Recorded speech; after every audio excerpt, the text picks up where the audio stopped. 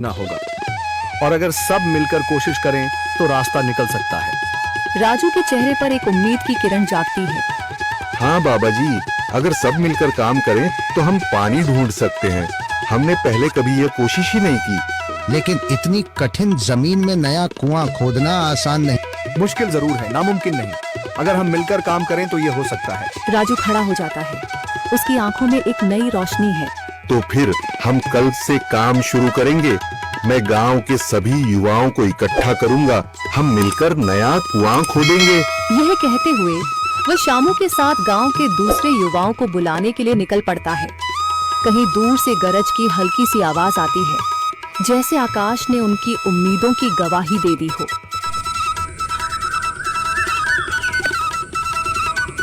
अगली सुबह राजू और शामू गांव के युवाओं को इकट्ठा करने निकल पड़े। चौधरी महेश की हवेली के सामने एक भीड़ जमा है। बाबा जी, संदरी, गांव के कुछ बुजुर्ग और किसान सभी मौजूद हैं। हम हाथ पर हाथ रखकर नहीं बैठ सकते। अगर अल्लाह ने हमें हिम्मत दी है तो हमें खुद पानी के लिए मेहनत करनी होगी। हम एक नया कुआं खोदेंगे। लेकिन राजू, क्या हमें यकीन है कि वहाँ पानी मिलेगा? बेटा, पानी जमीन के अंदर होता है, बस सही जगह खोदने की जरूरत है। हमने अपने बुजुर्गों से सुना था कि पुरानी नहर के पास जमीन नरम थी, शायद वहीं पानी हो। बाबा जी सही कह रहे हैं। अगर तुम सब यह काम करने के लिए तैयार हो तो मैं अपने कुछ मजदूर भेज सकता हूँ। धन्यवाद चौधरी जी, लेकिन हम सब खुद भी मेहनत करेंगे। यह हमारे गांव के अस्तित्व की लड़ाई है। संदरी, जो अब तक चुप थी, आगे बढ़ती है। हम औरतें भी पीछे नहीं रहेंगी। हम पानी लाने की व्यवस्था करेंगी, खाना बनाएंगी, ताकि तुम सब आराम से काम कर सको। यही हिम्मत चाहिए थी संदर।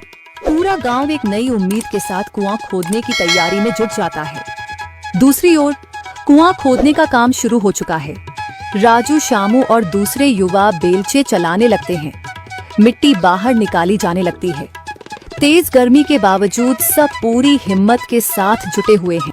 दोपहर की तेज धूप जमीन आग की तरह तप रही है। गांव के लोग लगातार कुआं खोदने में जुटे हैं। हाथ छिलने लगे हैं, माथे से पसीना बह रहा है, मगर किसी ने हार नहीं मानी। महिलाएं पानी और सत्तू लेकर आती हैं ताकि पुरुषों को कुछ राहत मिले। हमें और गहराई तक जाना होगा। अब तक सिर्फ सूखी मिट्टी और पत्थर ही निकल रहे हैं। राजू, यह बहुत कठिन काम है। अगर हमें पानी न मिला। अल्लाह मेहनत करने वालों को कभी निराश नहीं करता बेटा। तुम सब अपनी कोशिश जारी रखो, पानी जरूर निकलेगा। हिम्मत मत हारो। अगर अब रुक गए तो फिर कभी पानी नहीं मिलेगा। सभी फिर से जोश में आकर काम में जुट जाते हैं, मगर सूरज की तपिश बढ़ती जा रही है और कई लोगों की सांसें तेज चलने लगती हैं। तभी एक तरफ से रामलाल और उसके आदमी हंसते हुए आते हैं। अरे भाई, तुम्हें लगता है कि जमेगी? हाँ हाँ, ना समझ लोग, ये सब बेकार की मेहनत है। रामलाल, हमारा हौसला मत तोड़ो। अगर तुम मदद नहीं कर सकते तो कम से कम मजाक भी मत उड़ाओ। मदद? हाँ, मैं अपने कुएं का पानी बेच सकता हूँ, मगर मुफ्त में नहीं दूंगा। राजू सब अनसुना कर फिर काम में लग जाता है। शाम होने लगती है, लेकिन अभी तक पानी का नामो निशान नहीं। कुछ लोग मायूस होकर पीछे हटने लगते हैं।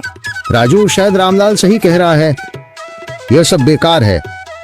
नहीं शामू, हमें हार नहीं माननी। अगर आज हार गए तो फिर कभी हिम्मत नहीं कर पाएंगे।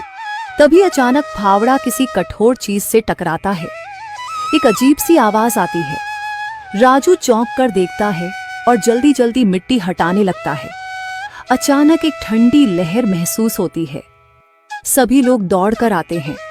जैसे जैसे मिट्टी हटती है, नीचे से गीली जमीन नजर आने लगती है। सब हैरान रह जाते हैं। सुभान अल्लाह, मैंने कहा था ना, अल्लाह हमारी मेहनत को जाया नहीं करेगा। राजू और बाकी सभी जोर लगाते हैं। कुछ ही पलों बाद अचानक मिट्टी के नीचे से पानी की एक छोटी सी धारा फूट पड़ती है।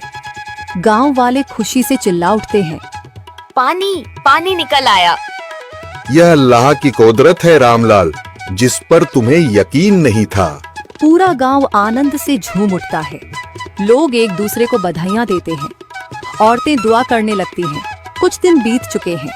गांव वाले नए कुएं से पानी भर रहे हैं, खेतों को सींच रहे हैं और जिंदगी फिर से पटरी पर लौट रही है। मगर रामलाल अब भी अपनी